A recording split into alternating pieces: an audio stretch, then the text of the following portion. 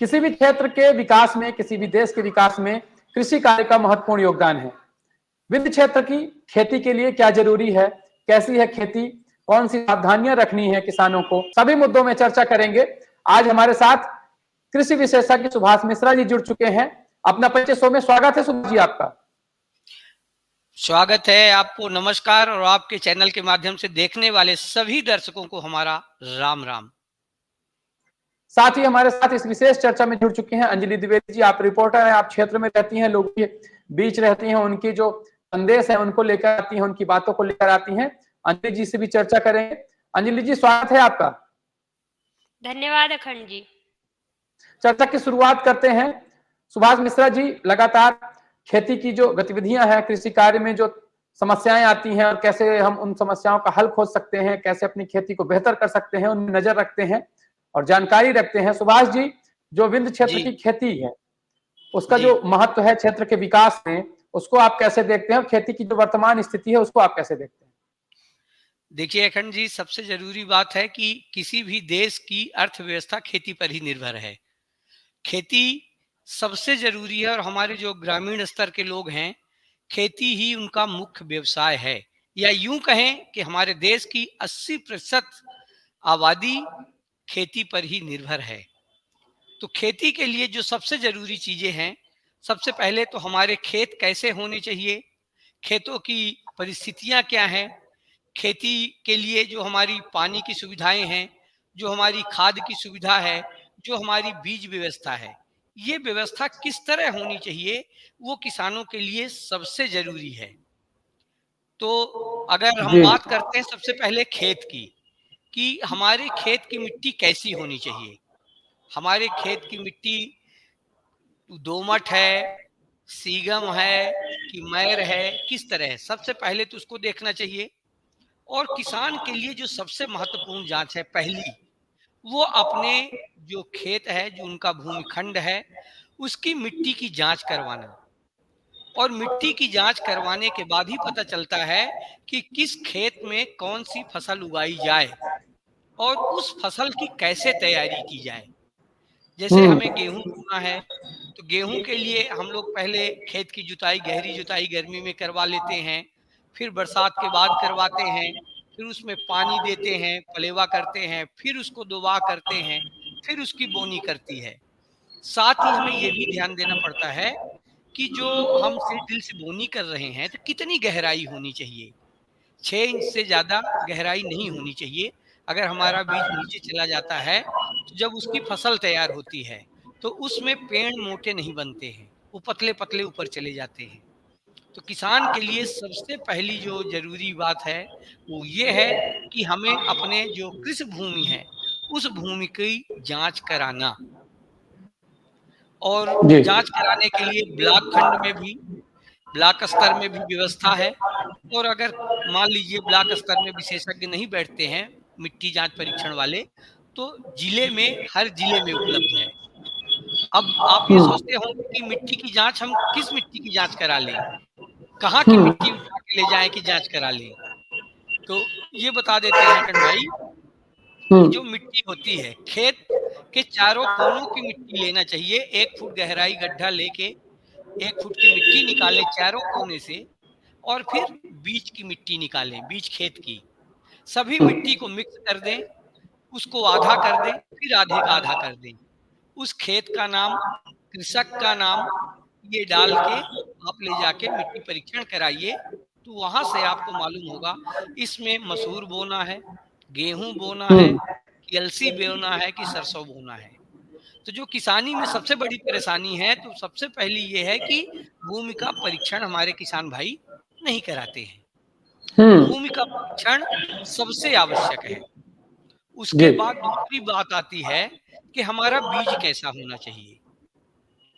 तो जो हमारा बीज हो, वो अधिक उपज देने वाला हो, उन्नत किस्म का हो, चाहे वो चने का बीज हो, चाहे वो गेहूं का बीज हो, चाहे वो सरसों का बीज हो, प्रमाणित बीज होना चाहिए। और जब भी अगर हमारे घर में, मैं अपने घर के बीज का उपयोग करता हूँ, तो उसके लिए ज़रूरी है कि पहले उसको मोटे चलने से, फिर पतले चलने से 2-3 बार उसको साफ कर लें, उसकी मिट्टी चली जाए, कटे हुए जो है बीज वो निकल जाए, सिर्फ मोटे अनाज रहें और उसको भी प्रामाणिकता के साथ, यानी उसको हम लोग क्या करते हैं कि एक कीटनाशक दवाइयाँ होती हैं, उससे हम उपचारित कर लेते। उपचारित करने के बाद हम बोएँ। अब किसान भाइयों की यही परेशानी रहती है कि हमारा अच्छे से बीज उग नहीं रहा है, तो हम अच्छे बीज का उपयोग करेंगे तो वो उगेगा, प्रामाणिक बीज होना चाहिए। और तीसरी एक और चीज़ समस्या है खाद की। तो किसानों के पास सबसे बड़ी समस्या होती है कि हम कौन-सी खाद किस फसल में उपयोग करें। तो उसके लिए भी ज़रूरी है कि हम डीएपी यूज़ कर रहे हैं, उपयोग कर रहे हैं, तो उसको हम किस तरह करें? उसके साथ और कौन-सी कल्चर मिलाएँ, उसके साथ जाइम मिलाएँ, उसके साथ जिंक मिलाएँ। तो ये सब चीज़ें जब मिट्टी परीक्षण हो जाएगा, तो कितनी मात्रा में मिलाएँ, ये हमें मालूम पड़ेगा। हम जानते नहीं हैं, बिल्कुल आँख मूंद के कि इतना मिला दो, हो जाएगा।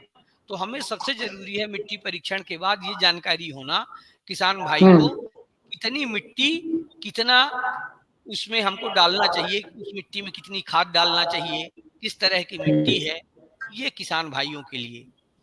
और सिंचाई की सुविधा, ये जानते हैं महती सुविधा है, बिना सिंचाई के कुछ नहीं होगा। तो सिंचाई भी हमें ज़रूरी है, या नहर से सिंचाई हो जाए, या कि किसी के पास स्वयं का ट्यूबवेल है, उससे हो जाए, या अपने खेत के आस-पास दूसरे का ट्यूबवेल है, तो उससे भी सहायता लेके की जा सकती है। जी, सुभाष जी ने यहाँ अपनी बात रखी है और उन्होंने महत्वपूर्ण पहलू बताए हैं खेती किसानी से जुड़े, और जो हमारे किसान भाई देख रहे हैं, जो कृषक साथी देख रहे हैं, वो इन सभी पहलुओं पे ध्यान देंगे और निश्चित ही जो लोग इस बात को अपना रहे हैं, इन सावधानियों को अपना रहे हैं, तो वो बेहतर खेती कर रहे हैं और बेहतर उपज पा रहे होंगे। जो लोग नहीं कर रहे हैं वो भी करेंगे। आपका क्या विचार है, जो हमारे दर्शक हैं उनका क्या विचार है, उनका क्या सुझाव, क्या प्रश्न है, आप हमारे कमेंट बॉक्स में जरूर लिखें। चैनल को लाइक करें, सब्सक्राइब करें, शेयर करें। अंजलि जी के पास चलेंगे। अंजलि जी क्षेत्र में थी, यहाँ बात निकल के आई है खाद जरूरी है, पानी जरूरी है।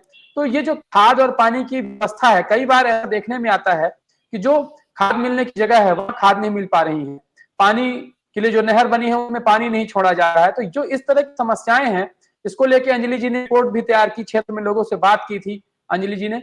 अंजलि जी, क्या कुछ कहना था लोगों का इन समस्याओं को लेकर? जी, अखंड जी, जैसा कि अभी सुभाष जी ने बताया कि खेती के लिए ये मूलभूत सुविधाएँ होनी चाहिए, पानी, खाद। लेकिन हमारे क्षेत्र में तो आज ऐसी किसानों के पास समस्या है कि अगर वो सहकारी समिति में खादी के लिए जाते हैं, तो उनको खाद नहीं मिल पाती है। पूरा दिन भूखे-प्यासे लाइन में लगे रहना पड़ता है। लेकिन उसके बाद भी उनको, जैसे अगर कोई सोर सिफ़ारिश वाला है, तो उसको 5 एकड़ उसकी भूमि है, तो उसको 10 बोरी खाद दे देते हैं। लेकिन जो 10 एकड़ वाला है, उसको 5 बोरी ही देते हैं। तो कहीं न कहीं भेदभाव भी होता है। और किसानों को जो ये रबी की फसल आती है, उसके लिए खाद की तो सबसे ज़्यादा ज़रूरत होती है। जब उनको खाद ही नहीं मिलेगी, पानी नहीं मिलेगा, तो वो फसल कैसे उगाएँगे? फसल बोने के लिए मूलभूत सुविधाएँ होती हैं कि मिट्टी में गीलापन तो देना पड़ेगा। जब मिट्टी गीली होगी तभी तो जो बीज हैं वो अंकुरण देंगे। तो पानी ही नहीं है तो वो कैसे बीज अंकुरण देंगे? नहर, कई जगह हमने अभी ग्राउंड रिपोर्टिंग की है, हमारे चैनल में वो रिपोर्ट है, आप लोग देखिएगा कि रिपोर्ट में नहर ऐसी है कि नहर तो बन गई है लेकिन पानी नहीं छोड़ा जाता। तो जब किसानों को नहर में पानी नहीं छोड़ा जा रहा, इस बार वर्षा भी कम हुई है, तो क्षेत्र में सूखे की स्थिति निर्मित हो गई है। सूखे की स्थिति निर्मित है तो ट्यूबवेल, जब नहर में पानी नहीं तो ट्यूबवेल का भी वाटर लेवल जो है वो काफ़ी नीचे चला गया है। तो कहीं न कहीं किसानों को एक बड़ी समस्या होती है। तो किसान खेती तो करना चाहते हैं, लेकिन जब उनकी मूलभूत सुविधाएँ ही नहीं मिल पाती, तो वो कैसे खेती में उन्नति करेंगे? और कहा जाता है कि हमारा देश जो है कृषि प्रधान देश है। तो कैसे कृषि प्रधान देश बन रहा है, जब वहाँ पे खेती के लिए किसानों को साधन नहीं उपलब्ध हो पाते हैं, तो कैसे खेती करेगा? सवाल हमेशा यही उठते हैं, किसानों की बड़ी पीड़ा है कि हम लोग खेती करते हैं। अभी जैसे धान की बोनी हुई अ, हो चुकी है, अब गेहूँ की बोनी आई है। आवारा पशु को लेकर भी हमारे चैनल में स्टोरियाँ हुई हैं कि किसान इतने परेशान हैं कि आवारा पशु जो हैं वो उनकी किसी तरह की फसल उगाते हैं, तो पशु की वजह से वो फसल समाप्त हो जाती है। तो किसान को हर समय चुनौतियों का सामना करना पड़ता है, तो एक तरह से किसान कैसे खेती करेगा? अंजलि जी ने जो समस्याएं बताई हैं महत्वपूर्ण है। जो हमारे दर्शक देख रहे हैं वो भी इन समस्याओं का सामना कर रहे होंगे, जो किसान साथी देख रहे हैं वो भी इन समस्याओं का सामना कर रहे होंगे। तो इसके लिए आपको संगठित होकर आवाज उठानी होगी। आपको अपने जनप्रतिनिधियों से, वो किसी भी पार्टी किसी भी दल के हों, उनसे कहना होगा, जो अधिकारी कर्मचारी हैं उनसे आपको सही तरीके से कहना होगा और सकारात्मक ढंग होना चाहिए कहने का। आप अपनी बात कहेंगे तो इसमें सुधार होगा। और इस विशेष चर्चा को अपना मंच शो में करने का कारण भी ये है कि किसानों की मूलभूत समस्याएं हैं, जो उनकी मांग है उसमें ध्यान दिया जाए। जो भी शासन प्रशासन के लोग हमारा कार्यक्रम देख रहे हैं, जो भी जनप्रतिनिधि हमारा कार्यक्रम देख रहे हैं, उनसे भी यही कोशिश है हमारे चैनल की। और जो ये चर्चा हो रही है कि जो किसानों के मूल मुद्दे हैं, मूल समस्याओं में ध्यान दिया जाए। मध्य प्रदेश में चुनाव हो चुके हैं, परिणाम आना है। जो भी दल सत्ता में आएगा, जिस भी पार्टी की सरकार बनेगी, वो भी इन मुद्दों पर ध्यान देगा। जी सुभाष जी, आप अपनी बात कहना चाह रहे हैं। हम ये कहना चाहते हैं कि कुछ हद तक हमारे किसान ही इसके जिम्मेवार हैं। आवारा पशुओं की अंजलि जी बात कर रही थी, वो किसके हैं? वो तो हमारे किसान भाइयों के ही हैं। तो हम लोग दूध लगा के उनको छोड़ देते हैं। अगर हम अपने माल मवेशी को अपने घर में ही रखें तो खाद की समस्या भी कुछ हद तक कम की जा सकती है। अगर हमारे घर में माल मवेशी 4 या 6 रहेंगे तो उसके कई फायदे होंगे। जो हमारी फसल आती है, गेहूं की फसल या धान की फसल, उससे जो चारा भूसा आता है वो हमारे मवेशियों को मिलेगा। और जो मवेशियों के मल मूत्र होते हैं वो हमारे खाद के काम में आते हैं। ये एक दूसरे के पूरक है। अगर हम मवेशियों के जैविक खाद का प्रयोग करेंगे तो हमें ये रासायनिक खाद लेने की जरूरत ही नहीं पड़ेगी। किसान भाई जानबूझकर उन समस्याओं को पैदा कर रहे हैं। अगर चाहें तो वो समस्या कम हो सकती है। दूसरी बात क्या होती है कि जैसे अभी कह रही थी कि नहरों का पानी है, नहरों का जाल बिछा है, कुछ जगह पानी नहीं है, कुछ जगह है। पर हमें अपने जो अगर स्वयं के स्रोत हैं, ट्यूबवेल हैं, कुआं है, इदारा है, नदी है, इनका भी उपयोग हम लोग कर सकते हैं, तो उससे भी कुछ समस्या कम हो सकती है। दूसरी बात जल स्रोत की बात होती है, तो अगर हम अपने खेतों को गहरा बना लें, यानी गहरीकरण कर लें, तो जो बरसात का पानी है उसको हम रोक सकते हैं। और उसको रोकने से हम अपने जो हमारे गड्ढे, उसके नीचे मान लीजिए तालाब बनवा लिए, गहरीकरण कर लिए, उसके नीचे के जो खेत हैं उन खेतों में उस पानी से सिंचाई हो सकती है। तो हमको पूरा डिपेंड नहीं रहना पड़ेगा कि हम नहर पर डिपेंड रहें। हम अपने खेत में ही पानी को इकट्ठा कर लें और उसके साथ ही हम पानी की व्यवस्था भी कर सकते हैं।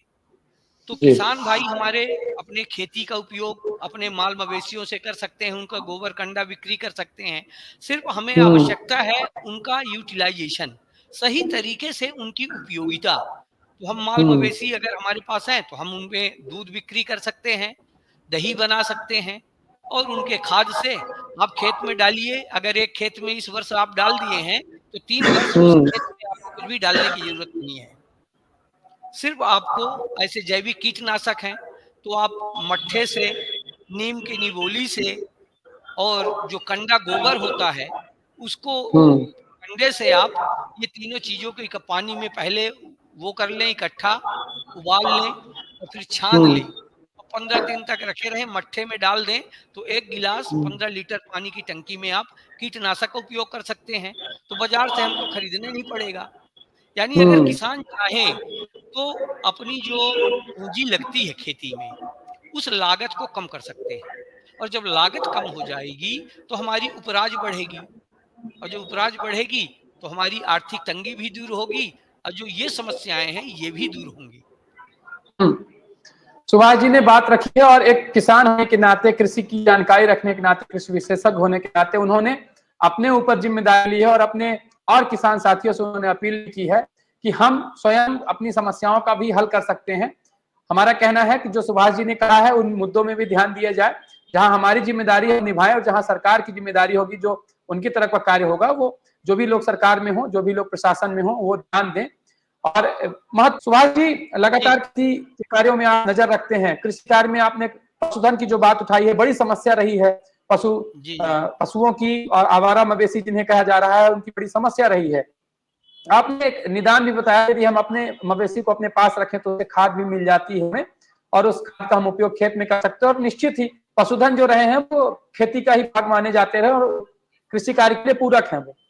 जी जी एक वक्त रहा है जब उन्हीं के ऊपर पूरी खेती भी आश्रित रही है। आज जी मशीनरी है और ये ट्रैक्टर है, इनके कारण कहीं ना कहीं उनका महत्व घटा है। और ये जो आपने जिम्मेदारी उठाने की बात की है, महत्वपूर्ण है। हमारे जो साथी देख रहे हैं, किसान साथी देख रहे हैं, उनमें विचार करेंगे।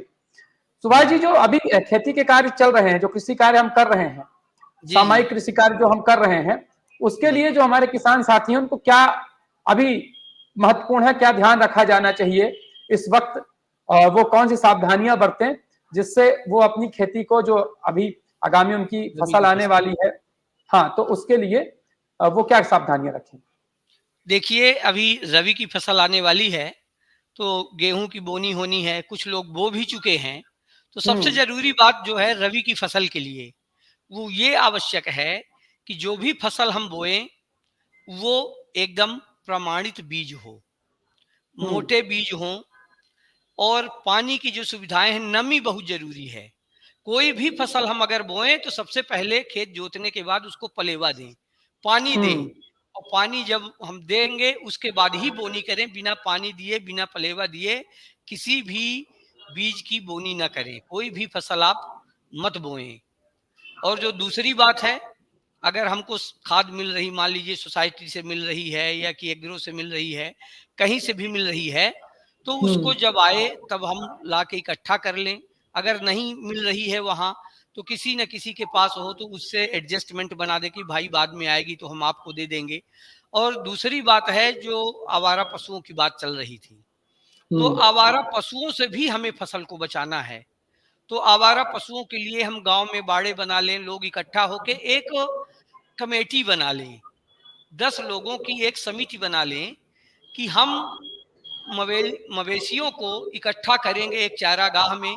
और जो अभी धान की फसल आई है तो उसका पैरा उनको खाने के लिए हो जाएगा।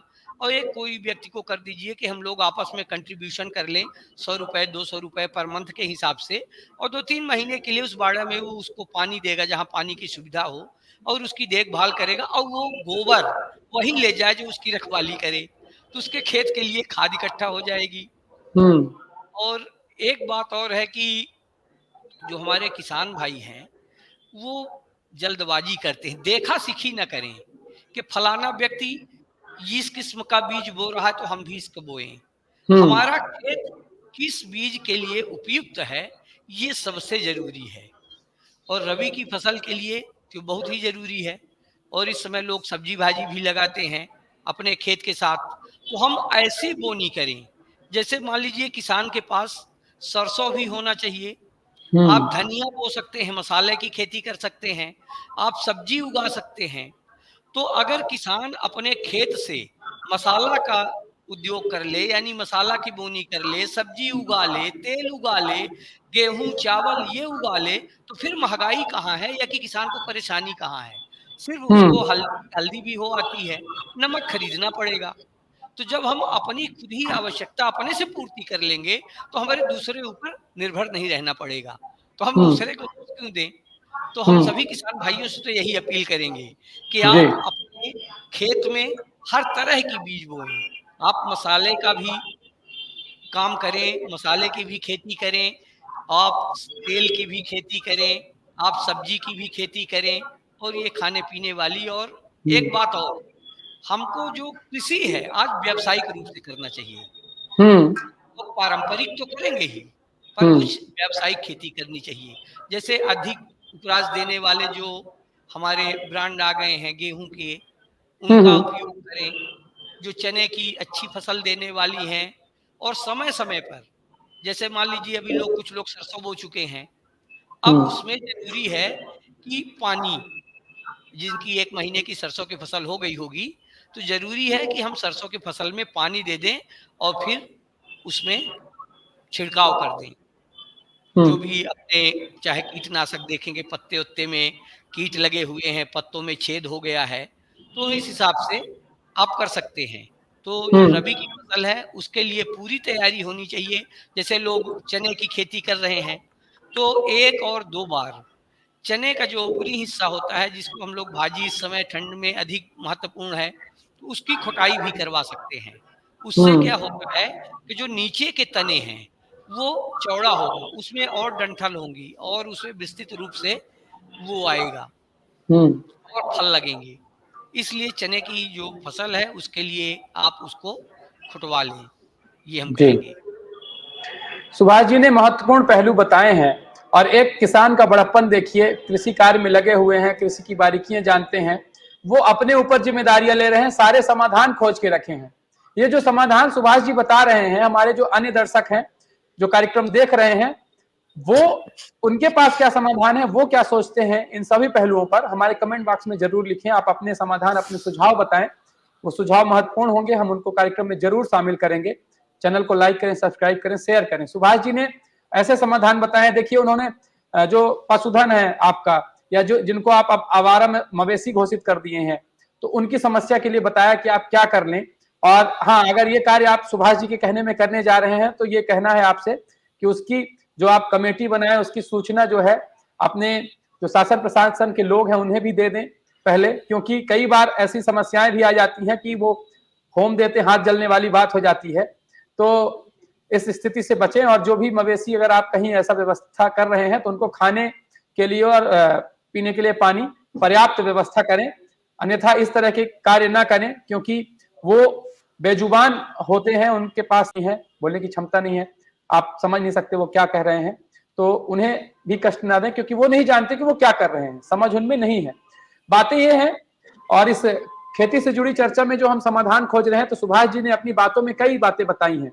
और एक बात बहुत महत्वपूर्ण रही है, ध्यान देने योग्य है, जो कि देख के हमें देखा देखी नहीं करनी है कि कौन क्या कर रहा है। और जो मृदा परीक्षण की बात आई है, मृदा परीक्षण के साथ हमें यह पता चल जाता है कि हमारे खेत में कौन सी फसल उपयुक्त होगी, कौन सी फसल हम बेहतर उसकी इसको उपजा सकते हैं, और कौन सी फसल हमारे लिए बेहतर होगी। तो ये बात हम ध्यान रखें, क्योंकि जरूरी नहीं है, भले बगल का खेत है, बगल के ही खेत में अलग अलग तरह की फसल हो सकती है, और उसको अलग अलग तरह के उर्वरक की जरूरत पड़ सकती है। ये बात महत्वपूर्ण है, हमें ये ध्यान रखना होगा। और कुछ बातें निकल के आई हैं, और वही बात आ रही है, बीज की बात आ रही है, प्रमाणित बीज की बात आ रही है। तो प्रमाणित बीज जहां से भी मिलना है, वो यदि किसान को उपलब्ध हो जाएगा सही समय पर, खाद सही समय पर मिलेगी, पानी सही समय पर मिलेगा, तो हमारी खेती मजबूत होती जाएगी। हम सुभाष जी के पास चलेंगे। जी सुभाष जी। हम ये कहना चाहते हैं कि जो हम समिति की बात कर रहे हैं, तो वो समिति सिर्फ आवारा पशुओं के लिए ही न बने। गांव में अगर हम समिति बना लेते हैं, अगर 10 लोग किसी भी एक दुकान से सामान खरीदेंगे, चाहे बीज खरीदें चाहे खाद खरीदें, तो वहां उनकी कुछ न कुछ छूट जरूर मिलेगी। ये महत्वपूर्ण बात होती है जो समिति की हम बात कर रहे हैं। अगर किसी के क्षेत्र में काम करना है, हम गांव की समिति बना लेते हैं और किसी दुकान में हम खरीदी करने जाएंगे, तो निश्चित रूप से 10 लोग जब इकट्ठा जाएंगे, तो जो रेट मिलेगा वो हमें कुछ न कुछ लाभ जरूर देगा। उसी तरह अगर हमारे यहाँ बिजली की समस्या होती है, तो अगर हमारी 10 लोगों की टीम बनी है, हम बिजली विभाग जाएंगे कि भैया यहाँ का तार खराब हो गया है, यहाँ ट्रांसफार्मर खराब हो गया है, आप इसको सुधरवा दें, तो निश्चित रूप से समूह की बात सुनी जाती है, तो समूह की बात सुनेंगे। तो गांव में जो एक सहकारी समिति होनी चाहिए, तो वो बहुत आवश्यक है।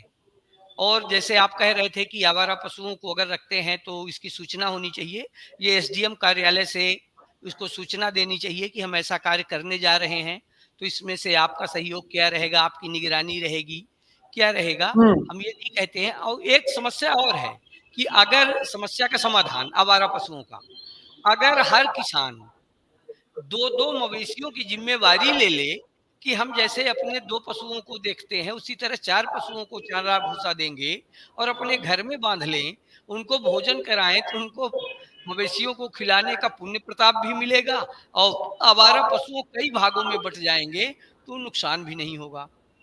ये मुख्य रूप से हम और इसमें कहना चाहते हैं कि हम अपनी समस्या का समाधान हम कुछ खुद हैं।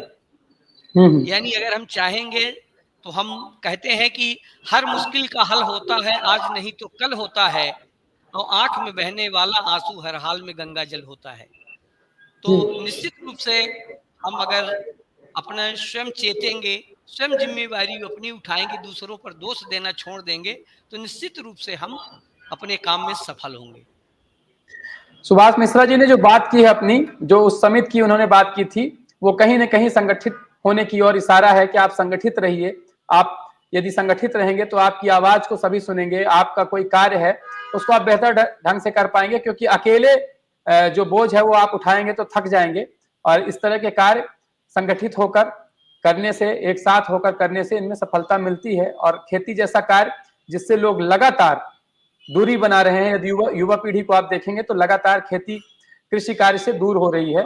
तो इसके लिए जरूरी है कि इसमें जो नवाचार हैं वो हम अपनाएं, जो आधुनिक ढंग है खेती का वो अपनाएं, और खेती में जो लाभदायक फसलें हैं आपके खेत के हिसाब से, आपकी खेत की क्षमता के हिसाब से उन लाभदायक फसलों को आप उपजाएं। और सुभाष जी ने बहुत सारी बातें बताई हैं जो महत्वपूर्ण है हमारे दर्शकों के लिए। और आपकी क्या बात है आप जरूर बताएं। एक बार अंजलि जी के पास चलेंगे। अंजलि जी, यदि क्षेत्र के लोगों की कुछ बात रह गई हो तो आप बताइए, उसके बाद हम समाप्ति की ओर आगे बढ़ेंगे। जी अखंड जी, अभी सुभाष जी ने कहा कि किसानों को पशु इकट्ठा कर लेना चाहिए, लेकिन जिन किसानों के पास जगह नहीं है वो क्या करेंगे, वो कहाँ रखेंगे पशुओं को।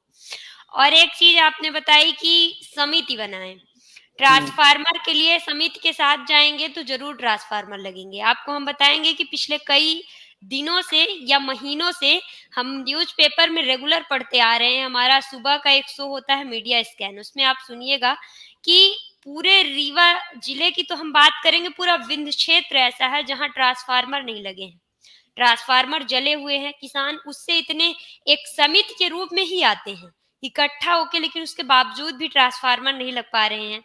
तो कैसे किसान समिति बनाएगा? समिति बनाने के लिए भी ऊपर वाला जब हमारा साथ देगा तब तो समिति पूरी कहलाएगी। सुभाष जी, मैं आपकी बात से सहमत हूँ, मैं कोई निग्लेक्ट नहीं कर रही हूँ, लेकिन बात ये है कि किसानों को इकट्ठा करने के लिए हमें कहीं ना कहीं ऊपर वाले को ही साथ में जोड़ना होगा।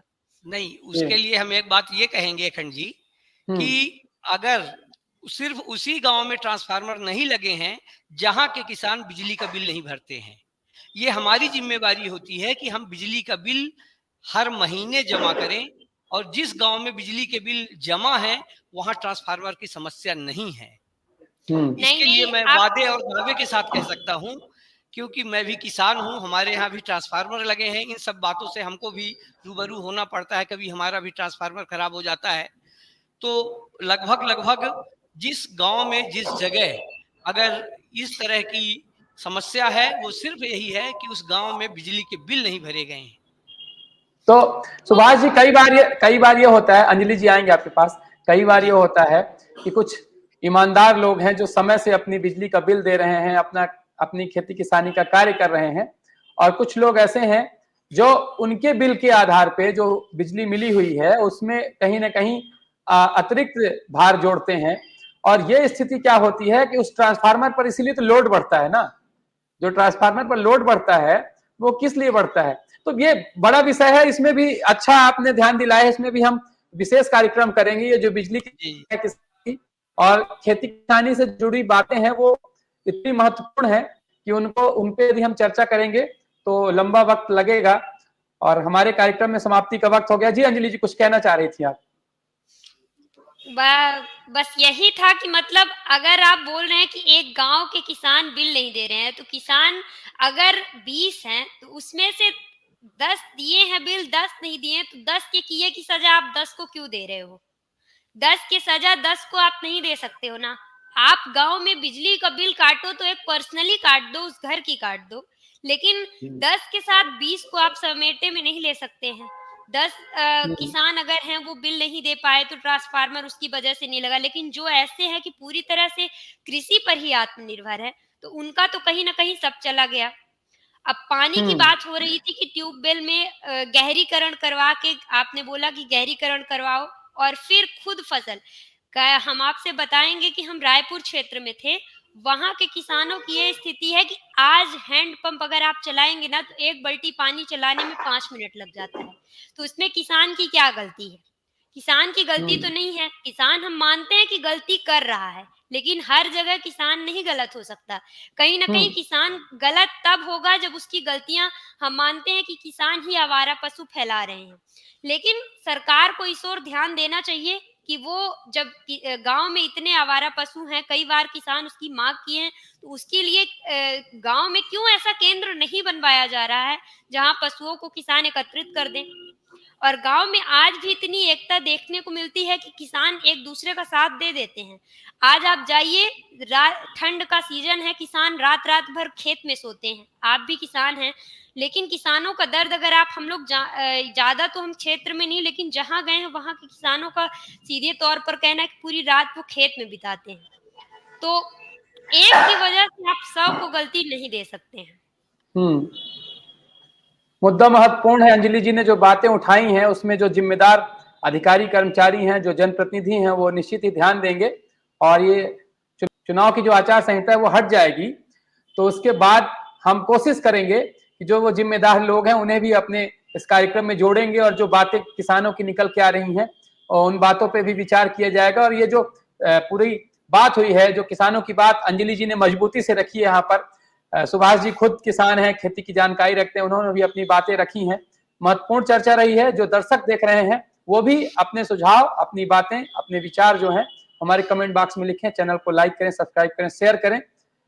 अपना पंच शो में हमारे साथ इस विशेष चर्चा में, किसानों से जुड़ी चर्चा में सुभाष मिश्रा जी जुड़े, उन्होंने जानकारी दी है और बातें बताई हैं। आपका धन्यवाद। अंजलि जी ने किसानों की बात बताई है, अंजलि जी का धन्यवाद। जो दर्शक कार्यक्रम देख रहे हैं, चैनल को लाइक करें, सब्सक्राइब करें, शेयर करें। हम लोगों की तरफ से भी सभी को बहुत बहुत साधुवाद जो देख रहे हैं जी। आज के लिए अपना पंच शो में बस इतना ही। कल मिलेंगे नए विषय के साथ जो होगा विंध्य के लिए महत्वपूर्ण, आपके लिए महत्वपूर्ण। तब तक के लिए जुड़े रहिए विंध्य फर्स्ट के साथ। नमस्कार।